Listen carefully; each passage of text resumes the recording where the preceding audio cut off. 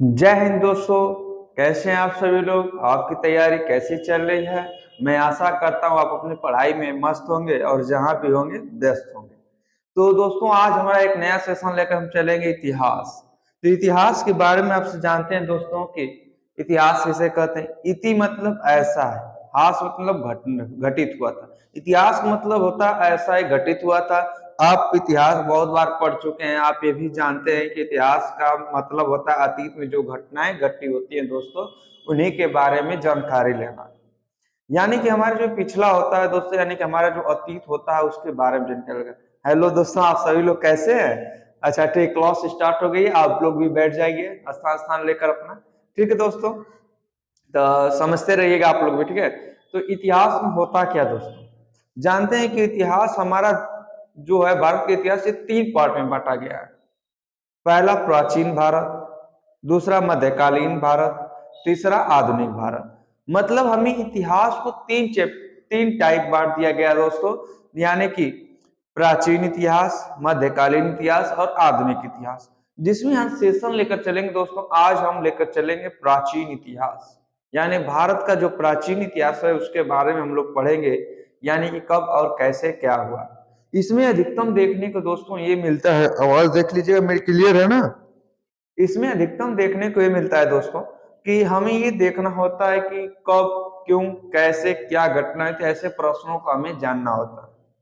तो ऐसे प्रश्नों में जैसे में सबसे पहले हमें होता क्या है कि जब पहले जानते हैं कि इतिहास में होता है कि आपके लोग पूर्वज, जो हमारे पूर्वज थे, वो कैसे अपने जीवन यापन को व्यतीत करते थे, कैसे रहते थे, कैसे आश्रय था उनका, कैसा रहना था, अर्थात तो उन्होंने अपनी भाषाओं को कैसे विकसित किया। यानी कि ये लोग कैसे धीरे धीरे क्या किए, क्रम से आगे बढ़े। ये तो आपको क्रम आप बहुत बार पढ़ चुके हैं दोस्तों, लेकिन आज हम जिस एग्जाम की तैयारी के सुटेबल तरीके से एग्जाम की तैयारी करना है दोस्तों, उसमें विधिवत जानना बहुत जरूरी होता है। तो हमारे बोलने का तरीका क्या था, जैसे में जो हमारे पूर्वज थे वो चलने का ढंग भी थोड़ा जानते हैं कि कैसे पहले बंदर थे कहते हैं लोग, और क्या करते हैं धीरे धीरे क्या आगे बढ़ता गया और अपने खोज में निरंतर बढ़ते बढ़ते आगे विकास होता गया। तो एक समय ऐसा आया कि एक पूर्ण रूप से एक मानव बन गया। जब ये होता क्या दोस्तों कि इसके रहने खाने का कोई भी ठिकाना नहीं था। धीरे धीरे हुआ ये कि पूछा गया, जैसे में पूछा जाता है कि प्राचीन इतिहास में कैसे लोगों का विकास हुआ। लोगों का विकास होने का सबसे बेस्ट इंपॉर्टेंट था जब वो क्या करते थे, जंगलों में घुमा करते थे। जंगलों में घूमकर क्या करते थे, शिकार करते थे। तो करते क्या थे, जब कोई जानवर उनके सामने आता था दोस्तों, तो ये पहले भयभीत हो जाते थे और लड़ते लड़ते क्या करते थे, ये भी मर जाते थे।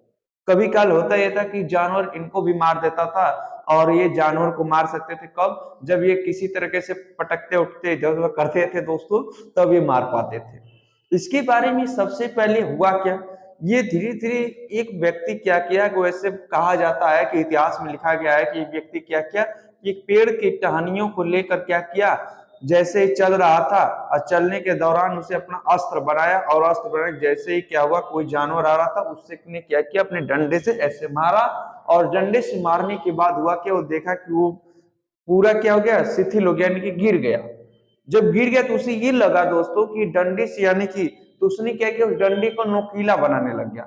नोकीले बनाने के बाद हुआ क्या, फिर उसने क्या किया, कुछ दूर जाते जाते जंगलों में जाते जाते कुछ पथरीली एरिया पाए गए, और पथरीली जैसे छोटा नागपुर पठार होता है, उसी तरह से जब अलग अलग जगह गए तो एक पठार मिला। हुआ क्या, जब वहां जानवर आए, इन्होंने क्या किया कि जैसे ही वहां पे एक पत्थर रखा हुआ है और वहां से जानवर जैसे ही आ रहा है, बहुत तेजी से इन्होंने पत्थर उठाया और तेजी से वार किया। जब तेजी से वार किया तो उसे क्या किया, सर पर लग गया, चाहे कहीं भी लग गया, तो फिर गिर गया।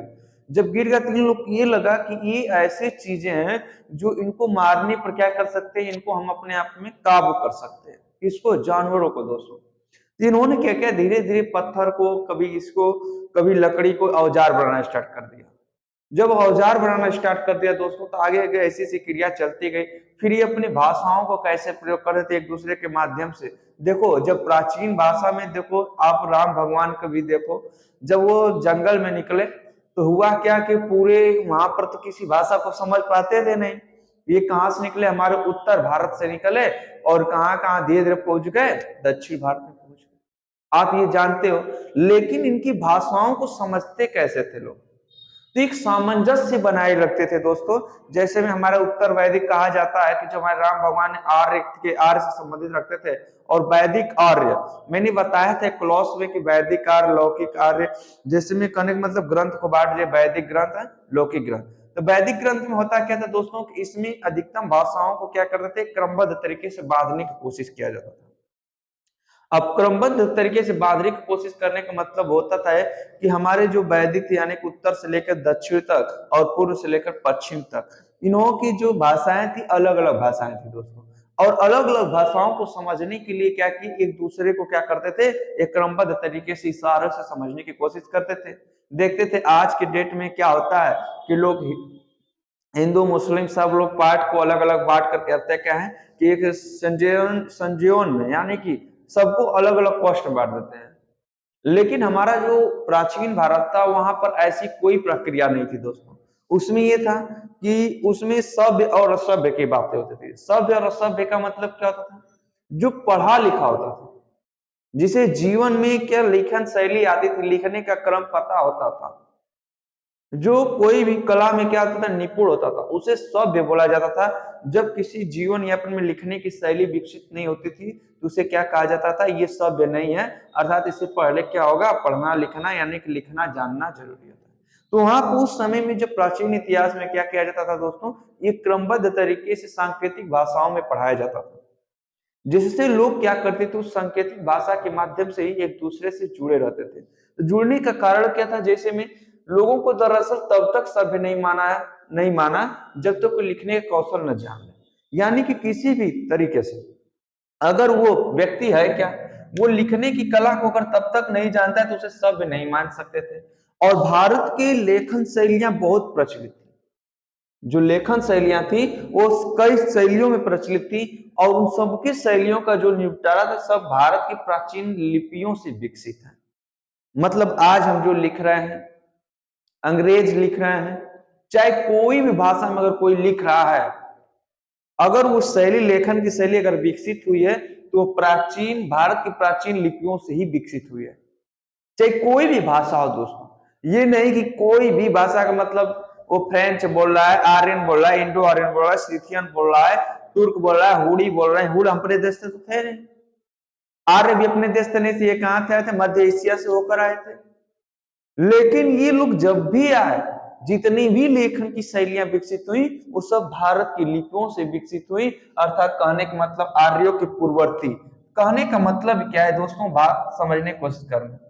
आर्यों के पूर्ववर्ती, आर्यों के जो पहले आए, पहले मतलब आर्य से भी पहले तो इस देश में कोई रहता था कि नहीं, उसके भी पहले ग्रीक, इंडो आर्य, सीथियन, हुड, तुर्क आदि ने भारत को अपना घर बनाया। मतलब यहाँ के रहने वाले नहीं थे, मतलब ये मध्य एशिया से होते हुए आए थे, कहां, भारत पर रहते हुए आए थे। और हर जनजातीय समूह में भारतीय सामाजिक व्यवस्था, कला एवं शिल्प, भाषा एवं साहित्य आदि के विकास में अपना योगदान दिया। अगर पूछा जाता है दोस्तों, अगर आज वर्ल्ड व्यवस्था की अगर देन है तो वो आर्य की देन है। आर्य अपने आप को उच्च मानते थे, और उच्च मानने का मतलब यह है कि जैसे हमने भारत में आए तो भारत में हुआ ये दोस्तों कि भारत के लोग क्या करते थे, सोचते थे कि हमारा जैसे चल रहा है वैसे सब क्या है, राज एकदम। लेकिन हुआ ये, जब आर्य भारत में आए तो इन्होंने क्या किया कि इसकी वर्ण व्यवस्था को बांट दिया। अगर आपसे कोई अगर पूछे कि आज हमारे देश में यानी कॉस्टिज्म बांटने की अगर सबसे बड़ी देन है तो वो आर्यों की देन है दोस्तों। आर्य किए क्या, यहां पर लोगों को 4 वर्ग में बांट दिया दोस्तों, ब्राह्मण, क्षत्रिय, वैश्य और वैश्य शूद्र, ये 4 वर्ग में बांट दिए। ये सब आर्यों की देन थी दोस्तों। और आर्य किए क्या, अगर आए तो वो केवल बांटे नहीं, उन्होंने बताया कि जीवन की शैली कैसे है, यानी कि जीने का तरीका कैसे क्या होना चाहिए। लेकिन जैसे जैसे हमारा क्या हुआ, आगे दुनिया बढ़ती गई, वैसे वैसे हमारा विकास भी बढ़ता गया, वैसे वैसे हम लोग क्या किए, सामाजिक व्यवस्था में सुधार लाए, कला एवं शिल्प में यानी कला में विकसित किए, फिर भाषा एवं साहित्य आदि का विकास इस प्राचीन इतिहास में हुआ। और अगर आपसे पूछे दोस्तों कि सामाजिक व्यवस्था, कला एवं शिल्प भाषा एवं साहित्य में सबसे बड़ा योगदान अगर किसका है तो योगदान किसका था? आर्यों का, ग्रीक का, इंडो आर्यन, सिथियन, हुड़ और त्यूर। इन्होंने बताया। यदि आप चालाक नहीं हो तो मतलब यह है कि आप क्या करोगे, आगे नहीं बढ़ सकते। यानी कि आज इन्हीं की देन है कि आज शिक्षा व्यवस्था थोड़ा सा क्या हुआ, सुधार हुआ और फिर उसी गर्त में जाने की कंडीशन में आ चुकी है, आप देख ही रहे हैं। लेकिन हुआ क्या, फिर हुआ है कि आर्यों को उत्तर में वैदिक एवं पौराणिक संस्कृति, अगर आपसे पूछा जाता है कि जो संस्कृति है यानी कि संस्कृत जो है, देखो आर्यों को उत्तर में वैदिक एवं पौराणिक संस्कृति तथा आर्यों से पहले की संस्कृति दक्षिण के द्रविड़, अगर आपसे पूछे कि द्रविड़ जाति के लोग कहां रहते थे तो दक्षिण में, और एवं तमिल संस्कृति से जोड़कर देखा जाता है तो देखने के बाद अगर कह रहा है उत्तर से लेकर दक्षिण तक, आर्य आए कहां, उत्तर में। कहां से आए थे? मध्य एशिया से। तो ये उत्तर में रहने लगे और दक्षिण में यानी कि द्रविड़ आए। द्रविड़ आए तो इन दोनों में जब कॉम्बिनेशन किया गया, इनकी शैलियों को कॉम्बिनेशन किया गया, तो अगर कोई विकास का क्रम देखा गया तो इन दोनों को जोड़कर विकास के क्रम को देखा गया कि यानी कि आगे के क्रम को कैसे बढ़ाया जाए। आप ही बताओ, जब रामचंद्र भगवान जंगल में 14 वर्ष का वनवास रहे, कहा जाता है कि जो राम भगवान है आर्य की संतान है। मतलब कहने का ये उद्देश्य हो गया कि जो हमारे संतान यानी कि यहाँ जब रहने लगे तो इन्होंने कैसे अपनी सामंजस्य को, बातों को बनाए रखा होगा। बनाने की सबसे प्रोसोलिटी होती क्या दोस्तों, मतलब कि धीरे धीरे अपनी भाषा को हम ही कमी जाते हैं। तो देखो हम लोग कैसे जान गए, हम लोग हिंदी जानते ही हैं, भोजपुरी जानते ही हैं, इंग्लिश भी थोड़ी जानते ही हैं। जैसे अगर हमें किसी भी कन्वर्ट होना हो, अगर हमें चला जाए इंग्लैंड चले जाएं, तो इंग्लैंड जाने के बाद क्या होगा, हम लोग करते क्या है, वो भाषाएं सीख के जाते हैं कि उनकी भाषा समझना है तो कुछ सांकेतिक भाषाएं हैं, अर्थात हम जो भाषा का कन्वर्टेशन करते हैं यानी कि हिंदी से संस्कृत, संस्कृत से किस में अंग्रेजी में, ये हम सांकेतिक भाषा को मतलब इसका संकेत इसमें क्या होगा यही भाषा समझते हैं। और इसके समझने के बाद जो 1500 से 500 ईसा पूर्व वैदिक ग्रंथों में, ध्यान से समझना, 500 से और 1500 से 500 ईसा पूर्व वैदिक ग्रंथों में मुंडा, द्रविड़ और कई सांस्कृतिक शब्द पाए जाते हैं। संस्कृत शब्द पाए जाते हैं मतलब कि हमने क्या किया, उत्तर और दक्षिण के शब्दों को जोड़ दिया। जब जोड़ दिए तो मुंडा एक प्रकार की क्या थी, जनजाति थी, द्रविड़ भी जनजाति थी, संस्कृतर, संस्कृतर मतलब शब्द पाए जाते हैं मतलब संस्कृतर। देखो संस्कृत धन उत्तर, मतलब जो संस्कृत है वो आर्यों की देन थी और आर्य कहां से चले गए दक्षिण में, उत्तर से। जब उत्तर से गए तो इन्होंने संगम साहित्य कहे जाने वाले, वेरी मोस्ट इंपॉर्टेंट है दोस्तों, संगम साहित्य। संगम साहित्य कहते किसे हैं, जो तमिल ग्रंथ थे इन्हीं को संगम साहित्य कहा जाता था। तो संगम साहित्य कहे जाने वाले प्राचीनतम तमिल ग्रंथों में भी पाली भाषा, ध्यान देना, पाली भाषा और संस्कृत। जब हिंदी का चैप्टर स्टार्टिंग किया जाता था आपको बताया जाता है कि संस्कृत के बाद पाली, पाली के बाद प्राकृतिक, प्राकृतिक के बाद क्या आता है आपका अपभ्रंश, अपभ्रंश के बाद प्राचीन हिंदी। ऐसे हमने क्या क्या कन्वर्टेशंस किया यानी कि आगे आगे चलकर हमने पढ़ा। उसी प्रकार जो संगम साहित्य में कहे जाने वाले प्राचीन यानी तमिल ग्रंथ, तमिल किधर की भाषा है, तमिलनाडु, तमिलनाडु मतलब तमिल, तमिल किधर बोली जाती है, आपकी प्राचीन यानी कि जो भी दक्षिणी क्षेत्र होते हैं, भारत के दक्षिणी क्षेत्र होते हैं वहां पर तमिल बोली जाती है। और तमिल ग्रंथों को क्या कहा जाता है, संगम साहित्य। संगम, संगम मतलब क्या होता है, मिलान, यानी कि उत्तर से हमारा संस्कृत गया और पाली भाषा गया, ये सब क्या हुए एक टोर से मिला दिए गए और मिलाने के साथ ही हमारा संगम साहित्य। संगम साहित्य किसमें, तमिल ग्रंथ।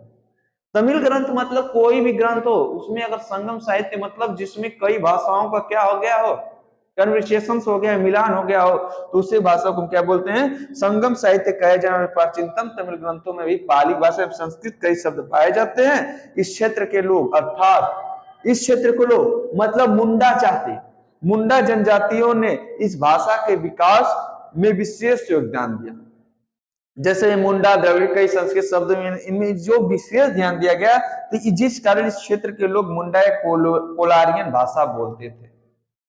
कोलारियन, मुंडा या कोलारियन का मतलब क्या, ध्यान से समझना, मुंडा और कोलारियन, मुंडा और कोलारियन का मतलब होता है कि यानी कि मिश्रित भाषा। मिश्रित भाषा का मतलब ये होता है दोस्तों कि मिश्रण के द्वारा यानी कि हम क्या करें, कोई भाषाओं की ज्ञाता हो। जैसे आज के डेट में देखते हो कि अधिकतम भारत के लोग पहले क्या करते थे, एक भाषा जानते थे। आज भी गांव में ऐसा ही है कि लोग क्या समझते हैं, यानी कुछ असभ्य, जैसे मैंने पहली भाषा में जो लेखन शैली नहीं जानते, जो पढ़े लिखे नहीं होते हैं, वो क्या करते, एक भाषा जानते हैं, केवल हिंदी बोलते हैं या भोजपुरी बोलते हैं।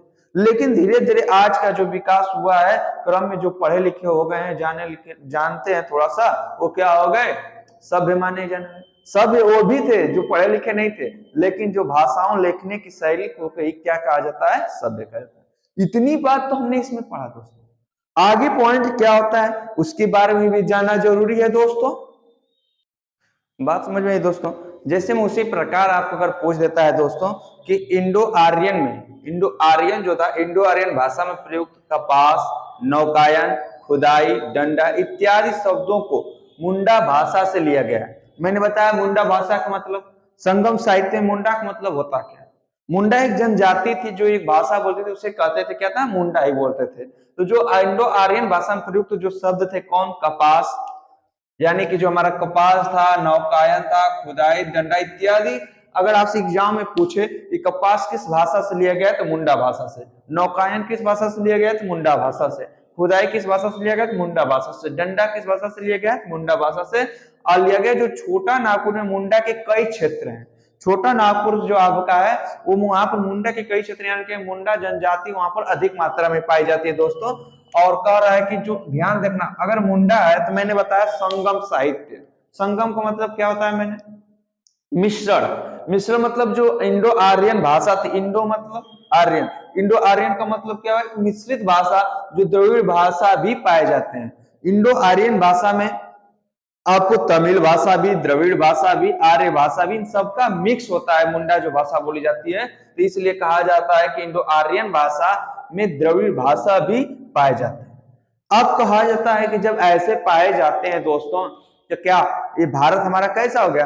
अब जानते हैं कि भारत प्राचीन समय से ही धर्मों की भूमि रहा है, यानी कि यहाँ पर धर्म को प्रधानता दी गई है और यहाँ पर अलग अलग धर्म संप्रदाय के लोग व्यक्ति रहते हैं। जैसे ब्राह्मण, ब्राह्मण मतलब अधिकतम लोग देखते हैं ब्राह्मण क्या कहते हैं, हम हिंदू हैं, हिंदू हैं, हिंदू तो सभी हैं, हिंदू तो सभी हैं जो यहाँ भारत में रहते हैं, हिंदू हैं। लेकिन प्राचीन समय में भी क्या होता है, पौट में हिंदू धर्मों की भूमि रहा है, तो इसलिए वहां पर ब्राह्मण, हिंदू धर्म अर्थात जैन, फिर बौद्ध, ये सब धर्म क्या होते हैं, स्थापित हो चुके थे।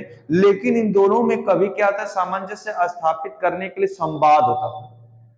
मतलब आप अपने धर्म से हो तो आप अपने धर्म की रक्षा करो, मैं अपने धर्म से हूं तो मैं अपने धर्म की रक्षा करूंगा। लेकिन इन दोनों में इतनी लड़ाई झगड़ा मारपीट नहीं होती थी। लेकिन अपने धर्म को यानी कि विशेष दर्जा देने का काम हमारा प्राचीन इतिहास से होता रहा है, अर्थात जो हमारा ध्यान से समझने की कोशिश कर रहा है। जो प्राचीन काल से ही भारत कई धर्मों को भूमि रहा है। प्राचीन भारत में ब्राह्मण या हिंदू धर्म, जैन और बौद्ध धर्म का जन्म हुआ, किंतु इन सभी धर्मों संस्कृतियों ने आपस में सामंजस्य और संवाद स्थापित किया। अब इतना संवाद स्थापित किया तो बात आई भारत देश के, क्या हुआ, जहां पर भारत में हुआ क्या, यहाँ पर समुदाय चलता था, यानी कि धर्म समुदाय जिसकी अधिकता होगी वो अपना राज्य पाठ करेगा।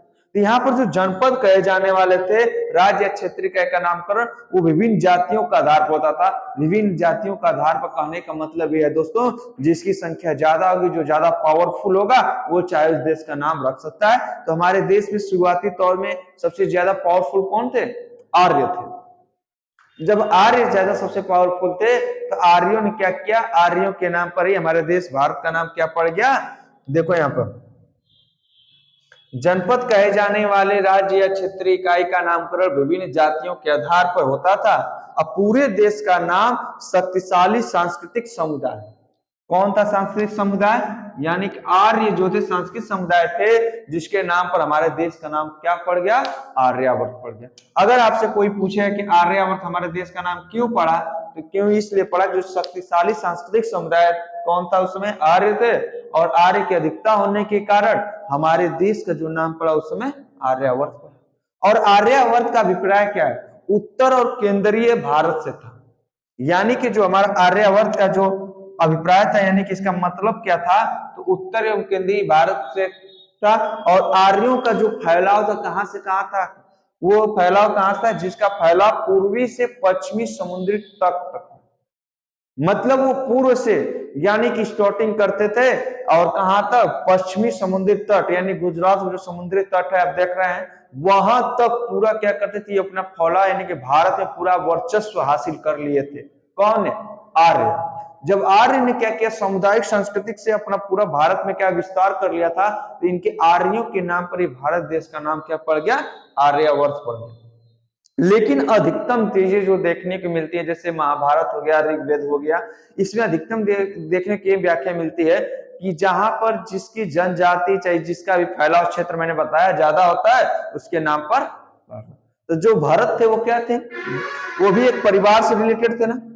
जब परिवार से रिलेटेड थे तो जो हमारा जो ऋग्वेद और महाभारत में, महाभारत देखो ध्यान से, ऋग्वेद और महाभारत में भारत की व्याख्या जनजाति या परिवार के रूप में मिलती है, और इसीलिए भारत का दूसरा नाम क्या पड़ गया, भारतवर्ष। भरत के नाम पर भारतवर्ष अर्थात भारत की भूमि या भरत की भूमि के नाम से भी व्याख्या है, और ये महाभारत में आपका वर्णन है।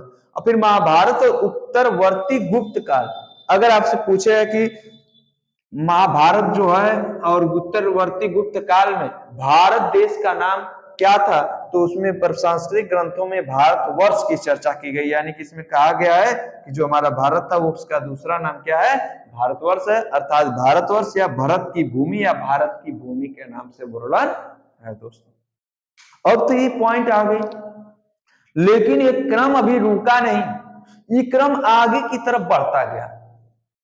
तो फिर इसके बाद हुआ क्या कि ईरानी आए, ईरानी ने क्या किया, अलग देश से वो भी आए, ईरान से वो भी आए। जब ईरान आए तो यहाँ पर लोग, तो एक क्या नदी थी, यानी सिंधु नदी, सिंधु नदी को उन्होंने क्या किया, पार कर कर आने की कोशिश की।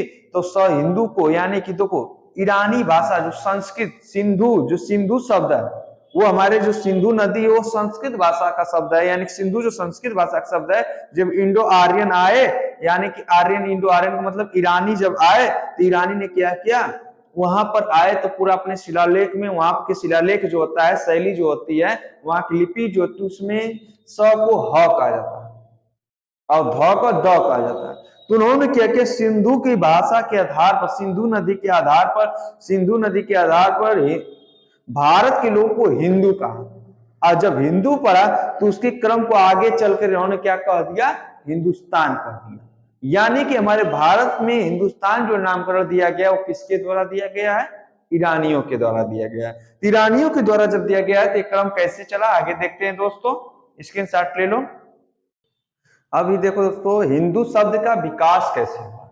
जो हिंदू शब्द का विकास हुआ दोस्तों कैसे हुआ, जो हिंदू शब्द का विकास हुआ था वो आपका एक प्रकार से कह सकते हैं ईरानियों की देन थी।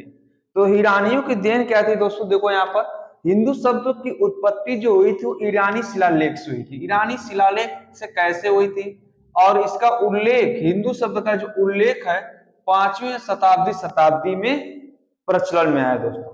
हुआ ये कि जब ईरानी के लोग, ईरान देश के लोग क्या किए, जब भारत आ रहे थे तो बीच में क्या हुआ कि एक क्षेत्र पड़ा, कौन सा पड़ा, वो सिंध क्षेत्र पड़ा। सिंध क्षेत्र का मतलब जहां से सिंधु नदी होकर बहती थी, और जब सिंधु नदी होकर बहती थी वहां पर सिंध क्षेत्र पड़ा। ईरानियों ने किया क्या, ईरानियों ने ये कहा कि जो यहाँ के रहने वाले वो सब हिंदू हैं। क्या है, सिंध क्षेत्र को उन्होंने कहा हिंद, हिंद का, यानी वहां के निवासियों को हिंद अर्थात सिंधु नदी की किनारे जो बसे थे दोस्तों उनको हिंदू नाम से संबोधित किया। जब हिंदू नाम से संबोधित किया, ईरानी के लोग बहुत चालाक थे दोस्तों। चालाकी ये क्या थे, ये अपनी सेना लेकर आए थे। जब सेना लेकर आए थे दोस्तों, तो सेना लेकर आने के बाद उन्होंने क्या किया, वहां के जितने भी निवासी थे, कहां पर, जो सिंधु नदी के क्षेत्र पर बटे हुए थे, सिंधु क्षेत्र में जितने लोग भी बसे थे, उन्होंने क्या किया कि वहां के निवासियों को भला फुसला कर था, तो वहां के लोगों को हरा दिया, युद्ध किया। जब युद्ध किया तो युद्ध के दौरान क्या किया, इन्होंने सिंधु क्षेत्र को क्या, इन्होंने जीत लिया। जब सिंध क्षेत्र को जीत लिया तो इन्होंने का वहां पर क्या हो गया, निवास हो गया, आसियाना हो गया। जब वहां पर ईरानियों का आसियाना हो गया तो उन्होंने कहा कि अब जो ये इतना हिंदू जो कहे जाते थे, यानी कितना क्षेत्र, यानी सिंधु, सिंधु पर जो बसे थे उनको हिंदू कहते थे। इसलिए कहते थे कि ध्यान समझना कि जो आपका ग्रीक भाषा में होता क्या है, हिंदू जो है संस्कृत की सिंध भाषा से लिया गया। अगर आपसे पूछे कि हिंदू किस से, तो हिंदू जो संस्कृत की सिंध शब्द से लिया गया है, सिंधु शब्द से लिया गया। सिंधु मतलब सिंधु नदी के द्वारा। और हुआ कि ईरानी भाषा में स को कहा जाता है ह और ध को कहा जाता है द। तो इन्होंने क्या किया, वहां के क्षेत्रों को अपनी ईरानी भाषा के शिलालेख यानी अपने लिपियों के माध्यम से हिंदू कहा। जब हिंदू कहा तो उन्होंने क्या किया, ईरानी शासक ने हिंद सिंधु क्षेत्र पर क्या करे, अपनी जीत हासिल कर। जब जीत हासिल कर ली तो वहां पर आने लगे। तो उत्तर का ये घटना कब हुई थी, अगर आपसे पूछे कि सिंधु नदी के क्षेत्र पर रहने वाले लोगों को जो ईरानी शासक थे उन्होंने उस पर कब विजय प्राप्त किया, तो उत्तर काषाण युग काल था, वहां पर कुषाण काल था, तब उन्होंने क्या किया, वहां पर जीत हासिल की। और जीत हासिल करके वहां पर रहने लगे। जब रहने लगे तो वहां पर उसका नाम क्या रख दिया, ईरानी शासकों ने सिंधु क्षेत्र को जीतकर उसका नाम हिंदुस्तान रख दिया। दोस्तों क्या रख दिया, हिंदुस्तान रख दिया। और हिंदुस्तान तो रख दिया, लेकिन इंडिया कैसे नाम पड़ा, तो इंडस, इंडस मतलब कि इंडस के नाम से इसका नाम इंडिया पड़ गया। इंडस किस भाषा का शब्द था, ग्रीक भाषा का शब्द था, जिसे इंडिया को अरबी और फारसी भाषा में हिंद कहते हैं। अगर आपसे पूछे कि इंडिया का अरबी और फारसी भाषा में इसका तात्पर्य क्या है, तो हिंद से तात्पर्य है। तो अरबी भाषा के दौरान ही इसको ग्रीक भाषा के थ्रू इंडिया रख दिया गया। इतने नामकरण के बारे में इसके समझ गए दोस्तों। तो लोग कहते हैं ना कि मैं हिंदू समुदाय से हूं, चाहे हिंदू धर्म से हूं, तो उस समय हिंदू का कोई अस्तित्व तो नहीं था। मतलब कहने का मतलब ये मेरा नहीं है, हिंदू का तात्पर्य क्या था, तो हिंदू का एक तात्पर्य ये था दोस्तों, वहां की प्रादेशिक इकाई मतलब प्रदेश क्षेत्र में, यानी कि एक नियमित क्षेत्र में एक क्या था, भाषा थी, यानी एक क्षेत्र था, उसी को तात्पर्य से कह सकते हैं। हिंदू का तात्पर्य एक प्रादेशिक इकाई से था। इसका संबंध न तो धर्म से था और न ही समुदाय से था। मतलब सिंधु नदी के किनारे बसे थे, इसलिए इनको हिंदू कहा जाता था। बात समझे, हिंदू धर्म का प्रादुर्भाव कैसे हुआ है, तो ये बात पूरी समझे। फिर हुआ क्या, जब ये भाषाएं प्रचलित हो गई तो लोगों के यहाँ खलबली मच गई। खलबली मच गई कि अरे ये तो हमसे मिलने आया था, मिलकर ये हमारे साथ ही धोखा कर गया। तो जब धोखा कर गया तो यहाँ पर जो क्या थे, संत थे, राजा थे, इन्होंने क्या किया, अपनी अब राज्य क्षेत्र का विस्तार करना स्टार्ट कर दिया। और विस्तार अगर करते थे तो जो ज्यादातर उत्तर से दक्षिण, पूर्व से पश्चिम अगर पूरा अपने क्षेत्र को बढ़ा लेता था, उसे चक्रवर्ती कहा जाता था दोस्तों। अर्थात कहने के मतलब जिन राजाओं ने हिमालय से केप कॉमरिन और तक और पूर्व में ब्रह्मपुत्र घाटी से लेकर पश्चिम में सिंधु से आगे तक का अधिकार क्षेत्र बढ़ाने की कोशिश की, उनकी सर्वत्र प्रशंसा की गई। और जब प्रशंसा की गई, ऐसी घटना कब हुई, ये घटना आपको 2 बार हुई है।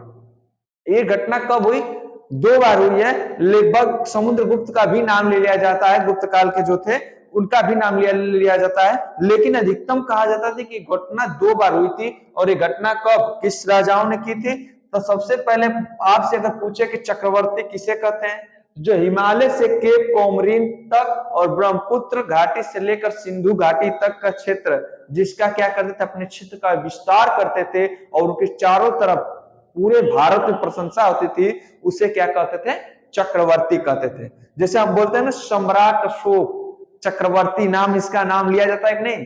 तो चक्रवर्ती सबसे पहला जो पद धारण किया तो कौन थे, हमारे सम्राट अशोक। सम्राट अशोक क्या थे, 3री शताब्दी में, ध्यान से देखना है, वेरी मोस्ट इंपोर्टेंट है।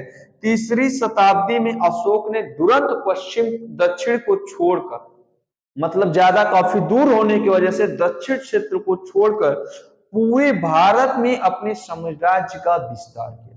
अगर आपसे पूछे क्वेश्चन दोस्तों कि सर्वप्रथम पूरे भारत में अपने क्षेत्र का विस्तार किसने किया, तो सम्राट अशोक ने अपने पूरे भारत में क्या किया, विस्तार किया अपने साम्राज्य का। इसी के कारण सबसे पहला चक्रवर्ती कौन था, तो सम्राट अशोक था। फिर उसके बाद क्या हुआ, अशोक के जो शिलालेख थे, भारत, पाकिस्तान और अफगानिस्तान ये 3 देशों में अधिकतम क्षेत्र में फैले हुए थे। अर्थात कहने का मतलब हमारा पूर्ववर्ती जो था भारत, वो पहले अफगानिस्तान और पाकिस्तान भी हमारे साथ जुड़ा था, तो जिसके कारण इसका क्षेत्र जो था पूर्वी क्षेत्र में, अरे उत्तरी क्षेत्र में जितना था सब जगह फैला हुआ था। तो उत्तरी क्षेत्र में फैलने के कारण इसका जो अशोक के शिलालेख भारत, पाकिस्तान, अफगानिस्तान तक अलग अलग मिलते हैं। मतलब ये जहां जहां अपना क्षेत्र को क्या किया गया, एक छाप छोड़ता गया दोस्तों।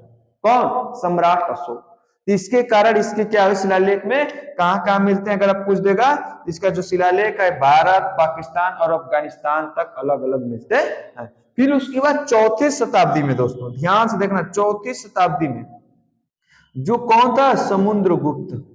जो समुद्रगुप्त ने गंगा से लेकर तमिल भूमि तक की विजय यात्रा की। गंगा मतलब उत्तर से लेकर, मैंने कहने का मतलब समझना, मैंने 2 लोगों को चक्रवर्ती नाम क्यों दिया, क्योंकि जो समुद्रगुप्त वो केवल गंगा से लेकर तमिल भूमि तक ही विजय यात्रा किया था। मतलब कि ये किया क्या, उत्तर से लेकर दक्षिण तक पूरे अपने क्षेत्र को क्या कर दिया, फैला दिया। लेकिन जो इसका क्षेत्र था न पूरब में ज्यादा था न तो पश्चिम में था। लेकिन एक हर्षवर्धन का नाम सुने होंगे, हर्षवर्धन का नाम सुने होंगे कि उसने किया क्या, उसने क्या किया, पूरे उत्तर भारत में अपने साम्राज्य का विस्तार किया था। तो लेकिन उत्तर भारत में हर्षवर्धन ने पूरे साम्राज्य का विस्तार किया था, लेकिन 7वीं शताब्दी में, कब, 7वीं शताब्दी में चालुक्य राजा पुलकेशिन ने, ध्यान समझना ये वेरी मोस्ट इंपोर्टेंट है, चालुक्य राजा पुलकेशिन ने क्या किया, वो हर्षवर्धन को हरा दिया। किसने, अगर पूछता है कि हर्षवर्धन को किसने हराया था, तो चालुक्य राजा पुलकेशिन ने हर्षवर्धन को हरा दिया और पूरे उत्तर भारत का राजा बन गया। लेकिन राजा कौन था उत्तर भारत का पूरा? हर्षवर्धन। अगर आपसे पूछेगा कि मुख्य रूप से चक्रवर्ती का अगर पद दिया जाए तो मुख्य रूप से केवल 2 लोग, किसको किसको, अशोक सम्राट को और हर्षवर्धन को। अगर आपसे पूछेगा कि अशोक का जो शिलालेख का वर्णन किन देशों में है, विकसित है, तो आपका भारत, पाकिस्तान और अफगानिस्तान में। अगर पूछे आपसे पहले सम्राट अशोक यानी पूरे भारत में उन्होंने अपने राज्य का विस्तार किया, इसलिए प्रथम चक्रवर्ती सम्राट अशोक थे और दूसरे चक्रवर्ती हर्षवर्धन थे। लेकिन हर्षवर्धन को किसने हरा दिया? चालुक्य राजा पुलकेशिन ने क्या कर दिया, हरा दिया। जो उत्तर भारत के राजा थे उनको ये कौन हराया था? 7वीं शताब्दी में। ये बात याद रखना, आपको 3 चीज याद रखना है, तीसरी शताब्दी, 4वीं शताब्दी, 7वीं शताब्दी। तीसरी शताब्दी में सम्राट अशोक को याद करना है, 4वीं शताब्दी में समुद्रगुप्त को याद करना है। समुद्रगुप्त क्या किया था, गंगा से लेकर पश्चिम यानी कि कहां तक, तमिल भूमि तक विजय यात्रा किया था। और फिर उसके बाद हर्षवर्धन का नाम आता है, लेकिन हर्षवर्धन को 7वीं शताब्दी में राजा पुलकेशी ने क्या कर दिया दोस्तों, हरा दिया। ये पूरी पॉइंट आपको क्या हुआ, हमने इसमें वृत्तांत के बारे में पढ़ा। फिर इसके बाद अब ये चाणक्य यानी कि रुका नहीं, आगे भी अपनी भूमि को, साम्राज्य को बढ़ाने के लिए आगे भी निरंतर प्रयास करते रहे लोग। और प्रयास करने के दौरान इसकी स्क्रीनशॉट ले लो दोस्तों, स्क्रीनशॉट ले लो आप लोग। देखो दोस्तों, जब हुआ है कि तीसरी शताब्दी में हमारे अशोक ने क्या किया, अशोक सम्राट अशोक ने अपनी प्राकृतिक भाषा में क्या किया, उसका अपने शिलालेखों का क्या किया, वर्णन किया है दोस्तों। लेकिन बोलचाल की भाषा में काम किया। जो हमारे तीसरी शताब्दी में जो अशोक थे उन्होंने क्या किया, प्राकृतिक भाषा ने भारत के बड़ी हिस्सों में बोलचाल की भाषा काम किया। मतलब जब सम्राट अशोक थे तो उस समय प्राकृतिक भाषा के इन्होंने बहुत ज्यादा वर्चस्व दिया। वर्चस्व दिए का मतलब कि अपनी भाषाओं में यानी कि अपने तरीकों तौर को ज्यादातर प्राकृतिक भाषा में वर्णन करने का काम किया। लेकिन शिलालेख जो अशोक के शिलालेख थे दोस्तों, जो बताना चाहता हूं ध्यान समझना दोस्तों, इसका मतलब आज की डेट पर क्या प्रभाव पड़ा प्राचीन भारत का, जो आज हमारे आधुनिक भारत पर क्या प्रभाव पड़ा, उसके पूरे डिफरेंस को बताऊंगा। अशोक के शिलालेख मुख्यतः ब्राह्मी लिपि में और प्राकृतिक भाषा में लिखे गए हैं। अगर ब्राह्मी लिपि में, मतलब ब्राह्मी सबकी जानते हैं कि भारत की जितनी भाषाएं हैं उन सबका प्रादुर्भाव ब्राह्मी लिपि से हुआ है। और ब्राह्मी लिपि में मैंने आपको बताया था संस्कृत आ जाएगी, पौली भाषा आएगी, आपका क्या आएगा, प्राकृतिक भाषा आएगी, अपभ्रंश आएगा, प्राचीन हिंदी आएगी, सब ब्राह्मी लिपि से ही लिखे गए हैं। तो उसी का पार्ट जो था ब्राह्मी लिपि का प्राकृतिक भाषा में लिखे गए। लेकिन हुआ क्या, लेकिन जब गुप्त काल चौथी शताब्दी में जब समुद्रगुप्त आए, तो यानी समुद्रगुप्त का मतलब चौथी शताब्दी से आप ये समझना दोस्तों, जब गुप्त काल आया तो वहां पर पूरे दस्तावेज को संस्कृत भाषा में, यानी संस्कृत भाषा को राजशाही भाषा बना दिया गया। मतलब जब राजशाही भाषा बना दिया गया दोस्तों, तो डिफिकल्टी यानी यहां से दिक्कतें बढ़ने लगी दोस्तों। दिक्कतें हुई क्या, मैं आपको अभी आगे चल के बताऊंगा, पूरी बात समझ में आएगी। तो आप बस इतना याद रखो दोस्तों कि चौथी शताब्दी में हुआ कि यानी जब समुद्रगुप्त का स्टार्टिंग कॉल हुआ, यानी चौथी शताब्दी में मैंने बताया गुप्त काल का अगर स्टार्टिंग अगर माना जाए तो चौथी शताब्दी में हुआ। और गुप्त काल में चौथी शताब्दी में राजशाही भाषा के रूप में किसको, राजशाही दस्तावेज संस्कृत भाषा में लिखे गए। जब संस्कृत भाषा में लिखे गए तो उत्तर भारत में हुआ ये दोस्तों कि एक ओर हो गई कि नहीं कि तुमको इसी भाषा में ही क्या करना है, पूरा आगे तक विस्तारित करना है। तो हुआ ये दोस्तों कि आगे चलकर धीरे धीरे उत्तर भारत में हुआ कि वहां पर पूरा विकसित जो है, यानी कि महाभारत और रामायण भी अधिकांश किस भाषा में लिखे गए, संस्कृत भाषा में लिखे गए। जब संस्कृत भाषा में लिखे गए तो उत्तर भारत में विकसित हुई वर्ण जाति व्यवस्था पूरे देश में फैल गई दोस्तों, पूरे देश में फैल गई। मतलब कि सबको अपनी क्या हुआ, विशेष तौर से आप सुने होंगे कि एक घटना ऐसी हुई थी जब गौतम बुद्ध के प्रचार में यहां उत्तर भारत में लोगों ने क्या किया, उत्पात कर दिया। हिंदू धर्म के लोगों ने क्या किया, उत्पात कर दिया। तो यहाँ पे जो प्राकृतिक यानी कि जो गौतम बुद्ध का प्रचार करने वाले थे, महावीर स्वामी का प्रचार करने वाले थे, उन पर उन्होंने क्या किया, पूरे तरीके से एकदम लगता था ऐसे कि ये लोग हमारे देश से नहीं है, दूसरे धर्म का विकास कर रहे हैं, तो उस पर प्रताड़ना स्टार्ट कर दिया दोस्तों। जब प्रताड़ना स्टार्ट कर दिया तो जब प्रताड़ना स्टार्ट करने के बाद हुआ ऐसा दोस्तों कि पूरे उत्तर भारत में जाति और व्यवस्था फैल गई। जब वर्ण व्यवस्था फैल गई दोस्तों तो क्या हुआ, इसमें जो इसने ईसाई एवं मुसलमान को भी प्रभावित कर दिया। मतलब जो अन्य धर्म से रिलेटेड थे दोस्तों उनको भी ये प्रभावित करने लग गया। कौन, संस्कृत। संस्कृत से हुआ क्या, संस्कृत को लोग ही क्या करेंगे, प्रादुर्भाव, यानी कि हिंदू धर्म के जो रिलेटेड थे लोग, यानी को सभी लोग कहने लगे कि नहीं सबको भारत में अगर है तो सबको संस्कृत भाषा में ही क्या करना पड़ेगा, सब कुछ करना पड़ेगा, यानी कि हिंदू धर्म को ही अपनाना पड़ेगा। और इसका ज्यादा से ज्यादा इफेक्ट किस पर पड़ा, ईसाई और मुसलमानों पर।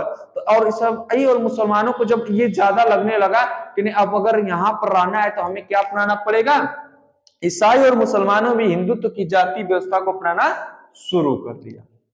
जाति व्यवस्था को शुरू कर दिया मतलब वर्ण व्यवस्था जो बटी थी उसमें ब्राह्मण, क्षत्रिय, शूद्र, वैश्य में, इस सभी पूरा भारत में एकदम फैल गया दोस्तों। जब पूरे भारत में फैल गया दोस्तों तो अब हुआ क्या, लेकिन यह बात याद रखना वेरी मोस्ट इंपॉर्टेंट होगा क्या दोस्तों, जो हमारा जाति व्यवस्था है, ध्यान से समझना, जो जाति व्यवस्था है अलगाववाद है, भारत की लोकतांत्रिक एकीकरण और विकास के लिए बाधा है दोस्तों। बाधा कैसे है, आज की पार्टियां देखो ठीक हमारे प्राचीन को दोहराने की कोशिश कर रही हैं, यानी कि जो हमारे आर्य बांट दिए थे प्राचीन में, यानी कि जिसका कार्य ये होगा, लेकिन हमें उस पर आप नहीं, आज लोगों को एक जागरूकता होनी चाहिए कि जो हमारे अंग्रेज शासक है उन्होंने क्या किया, पूरे भारत की कायाकल्प को ही पलट दिया।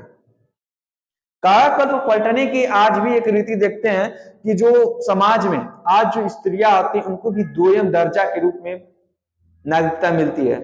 दोयम दर्जा का मतलब, आवाज तो क्लियर है, दोयम दर्जा का मतलब क्या होता है दोस्तों, दोयम दर्जा का मतलब ये होता है दोस्तों कि मतलब उसे जो सम्मान मिलना चाहिए वो सम्मान नहीं मिलता है, उसे हीन भावना से देखा जाता है। मतलब आज के भी डेट में अगर देखो, लड़का रात में लेट से आता है तो उसे कोई नहीं पूछता है कहां गए थे, क्या कर रहे थे, लेकिन एक लड़की जैसे ही एक किरण डूबती है, अगर उससे ज्यादा लेट हो गया तो उसके लिए लाखों सवाल स्टार्ट हो जाते हैं कि तुम कहां थी, क्या कर रही थी, किसके साथ थी, क्या कहां घूम रही थी, लेकिन उसकी परिस्थिति को समझने की कोशिश नहीं करते हैं दोस्तों। आज हमारा जो प्राचीन है और आधुनिकरण है, आधुनिकरण में मैं एक यही बात कहना चाहूंगा दोस्तों आज के लिए, जो हमारा जाति व्यवस्था है और अलगाववाद है, ये हमारे भारत को तोड़ कर रख देगा। तो इसलिए कोई भी पार्टी का नेता हो, चाहे किसी भी जाति व्यवस्था से है, तो मैं ये चाहता हूं कि सभी लोग मिलजुल कर रहें, सामंजस्य बनाए रहें, संवाद करते रहें और अपने देश को विकास में पूरा योगदान देते रहें।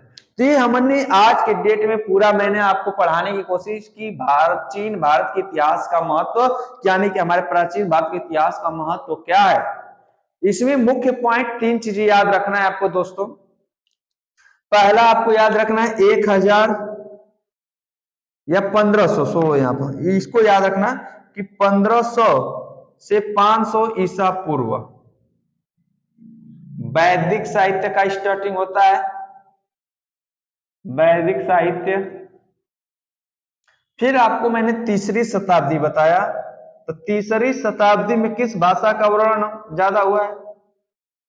तीसरी शताब्दी में हमारा जो स्टार्टिंग हुआ है दोस्तों, प्राकृतिक भाषा, प्राकृतिक भाषा का विकास। फिर आपको याद रखना है दोस्तों, चौथी शताब्दी, चौथी शताब्दी मतलब गुप्त काल में, ये याद रखना सम्राट अशोक, ये है गुप्त काल में समुद्रगुप्त से लेगा। और यहाँ पर जो हमारा संस्कृत भाषा को विशेष महत्व दिया गया, संस्कृत भाषा को विशेष महत्व।